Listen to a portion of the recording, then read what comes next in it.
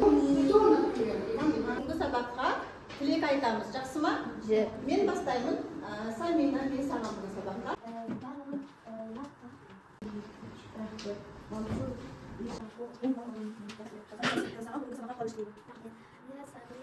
O'tirib, qiziqsiz, yaxshisiz, ikkinchi to'pda ko'p ashib, barlig'ini кезек-кезегімен qo'yib, bizga bir shumaq o'yin shiqu kerak. Daymizmi?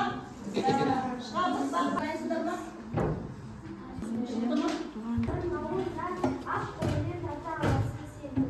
Yaxshi. Tыңдадым. Сенің жырың, сенің әнін айтарым. Санам сөніп байлағанша тіл жағым. Жақсы. Енді қараңыздар. Енді бізде, яғни бүгінгі сабақтың мақсаты болу керек, иә? Кім тауып алады, оқып шығамыз, сосын шығып бір оқушыдан көрсетіп, 5-тен бір оқушы, 6-тан бір оқушы шығып, маған сабақтың мақсатын көрсетіп келеді. Жақсы. Неге үште бөлесің?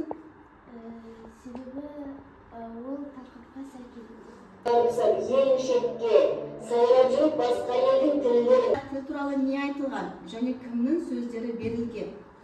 Тіл туралы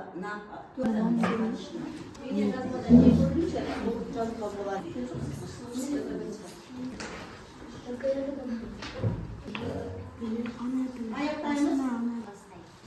Тіл не үшін қажет? Жақандарында оқиғы. Тіл бізге сөйлеу. Туған тілі адам тілі. Тобына ссылка жібердім. Дос болған шақта одан кейін барып өтір. Жақсы. Таңдап көтер. Жақсы.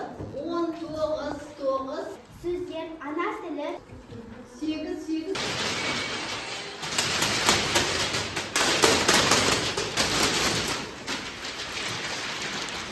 Тағы бір қайталаймыз.